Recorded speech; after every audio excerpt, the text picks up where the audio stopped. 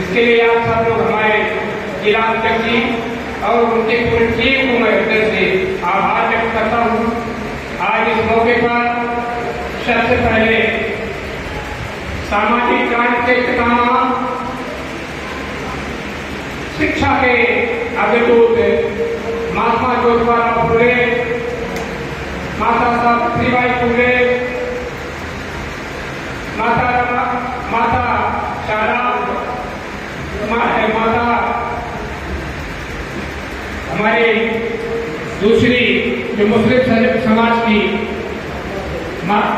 महिला थी, जो सावित्रीबाई फुले के साथ रह करके कंधे से कंधा मिला करके शिक्षा की जोत जलाई। ऐसी उस महान मां को हृदय से प्रणाम। मेरे प्यारे भाइयों,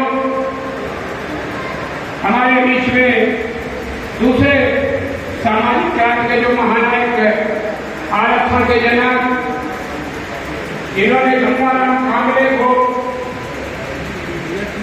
जब इस देश में अस्पृश्यता अधिनियम लागू हुआ, उसके पहले भी 1901 में अपने राज्य में जब छुआछूत बड़े पैमाने पर थी, ऐसे समय में पूर्वी राजा साहू जी महाराज ने अपने राज्य में गंगाराम कांगड़े को चाय का होटल बनवाया। मेरे प्यारे भाइयों, आप लोग कल्पना करो कि असंभव को संभव करने वाले, नामुमकिन को मुमकिन करने वाले विश्व के महान समाज सुधारक, महान विद्वान, इन्होंने करोड़ों यात्राएं सह करके हम लोगों को इस स्थिति पर लाया। परम पूज्य सत बाबा साहब भीमराव अम्बेडकर को मैं हृदय से नमन करता हूँ। मेरे प्यारे भाइयों, माता रमाबाई अम्बेडकर युवराज रात में जग करके आवारा पशुओं का गोबर इकट्ठा करके कंडे से बना करके कुछ करके अपने बच्चों का पालन पोषण करते थे। एक 4 बच्चे कुपोषण के कारण असमय उनकी मृत्यु हो गई। इलाज के अभाव में मैंने स्वयं माता रमाबाई अम्बेडकर 39 साल की अवस्था में, अवस्था में टीबी का मरीज होकर के मरी। ऐसी महान त्यागमूर्ति माता रमाबाई अम्बेडकर को मैं हृदय से नमन करता हूँ। मेरे प्यारे भाइयों, आप लोग कल्पना करो कि सोते समाज को जगाने वाले, मूक समाज को जमान देने वाले, मजलूम समाज को सत्ता तक पहुँचाने वाले जो 6743 जातियों में बहुजन समाज को बांट दिया गया था, उसको बहुजन समाज को, अल्पजन समाज को बहुजन समाज बनाने वाले, और जो हमारा सम्राट अशोक का राजपाट था, बुद्ध काल का जो राजपाट था, जिसमें सूर्य कभी अस्त नहीं होता था, ऐसे राजपाट को नष्ट किया गया, उसे इतिहास नष्ट किया गया। पुनः इतिहास बनाने वाले योग पुरुष बहुजन नायक मानव कांशीराम साहब को चरणों में श्रद्धा सुमन अर्पित करते हुए, मेरे प्यारे भाइयों, आप लोग आज जिस देश के महान नायक जो आशा की किरण है, आप लोगों ने देखा कि जब पूरा इतिहास के पन्नों में बहुजन समाज की स्थिति बहुत खराब थी। दलितों में कोई छूता नहीं था, जानवर को भी पानी पीने का अधिकार था, तालाब में अछूत समाज के भाइयों को पानी पीने का अधिकार नहीं था। ऐसे समय में पिछड़े वर्ग में ही हमारे महात्मा ज्योतिबा फुले, साहू जी महाराज, अनेक पिछड़े वर्ग के महापुरुषों ने संघर्ष किया। इसके बाद बाबा साहब भीमराव अम्बेडकर, नारायण गुरु, बाबा स्वामी नायकर, महाराज स्वरूप जी, बिहार के दिन जगदेव प्रसाद कुशवाहा जी, अनेक महापुरुषों ने संघर्ष किया। मेरे प्यारे भाइयों, आज बहुत चिंतन की बात है कि आज हम लोगों को गुलामी की ओर धकेला जा रहा है, और आज ये स्थिति पैदा हो गई है कि ऐसा लग रहा है कि देश में नेतृत्व हीन देश हो गया है। ऐसे समय में फिर अशोक सम्राट के वंशज अगर कोई देश में एक किरण दिखाई दे रही है आशा की, तो स्वामी प्रसाद मौर्य के अलावा कोई दिखाई नहीं दे। मेरे प्यारे भाइयों, मैं आप लोगों को विश्वास दिलाना चाहता हूँ कि आने वाले समय में जिस तरह से 3 महीने में जो एक पूरे देश में इंकलाब पैदा हुआ है, कहीं भी कोई विकल्प नहीं दिखाई दे रहा। अगर विकल्प दिखाई दे रहा है 2027 में, तो 2027 की अगर कोई नैया पार कर सकता है तो स्वामी प्रसाद मौर्य के अलावा कोई नैया पार करने के बाद नहीं है।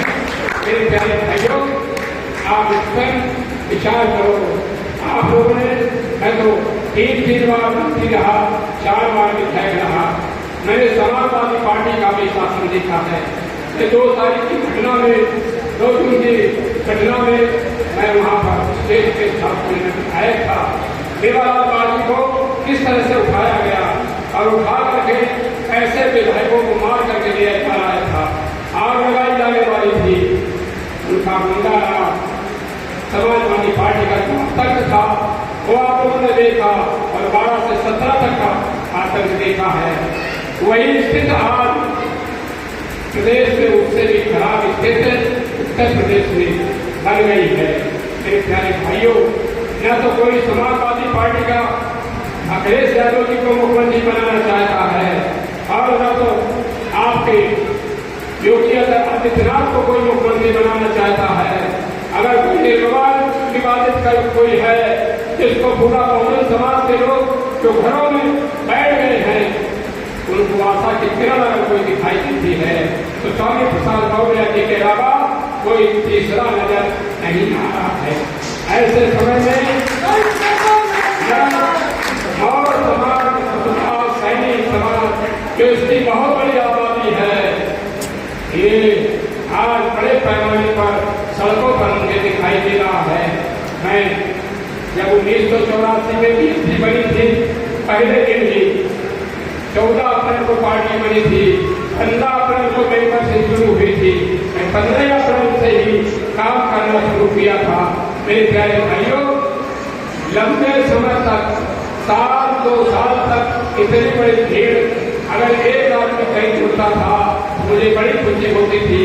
आज 3 महीने में जो ये इंकलाब दिखाई दे रहा है सड़कों पर, गुलाब से सड़कें बिछ रही हैं, ऐसा स्वागत मैंने बहुत लंबे समय तक 45-46 साल का राजनीतिक अनुभव है, लेकिन इतना बड़ा स्वागत मैंने कभी किसी नेता का दिल से स्वागत नहीं देखा है। मैं आज इस मौके पर आप सब लोगों का हृदय से आभार व्यक्त करते हुए, और इस मौके पर हमारे देश में भाई हमारे राष्ट्रीय अध्यक्ष आदरणीय स्वामी प्रसाद मौर्य जी के साथ साथ राष्ट्रीय उपाध्यक्ष सुप्रीम कोर्ट के वकील हमारे शादाब खान यहाँ पर उपस्थित हैं, हमारे राष्ट्रीय महासचिव देव चौधरी जी यहाँ पर उपस्थित हैं, हमारे बीच में हमारे प्रदेश के अध्यक्ष कोई सुभाष चंद्र लहरी जी यहाँ पर है। मैं इन सबका हृदय से स्वागत करता हूँ। मेरे प्यारे भाइयों, यहाँ पर आसाराम मौर्य जी, पंकज मौर्य जी, चंदन कनौजिया जी, आनंद मौर्य जी, जगनारायण मौर्य जी, वीरेंद्र मौर्य जी, भगवान दास मौर्य जी, उमेश मौर्य जी, इसमें ज्यादातर इस तरह से मैंने बीएसपी में देखा है कि पहले सबसे पहले हमारा चमा आगे आया था, महिलाओं से सब बढ़ते थे। आज और सुभाष सैनी ये जागरूक कौम है और ये उससे संपन्न कौम है। ये संपन्न कौम ने हाथ आगे बढ़ाया है और इनके हाथ में नेतृत्व आया है।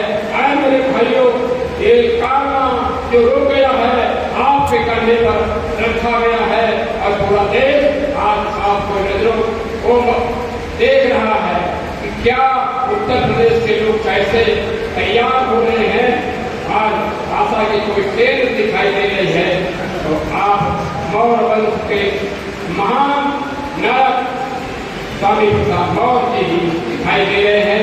मैं अपनी बात पर समाप्त करता हूँ। मंच पर विराजमान आर.के. मौर्य जी, हमारे गुलाब चंद्र मौर्य जी, तमाम हमारे नेता यहाँ पर उपस्थित हैं। मैं उनका नाम नहीं ले पाया, सबका हृदय से स्वागत करते हैं, अभिनंदन करते हैं और आप सबका बहुत बहुत धन्यवाद। जय भीम, जय भारत, नमो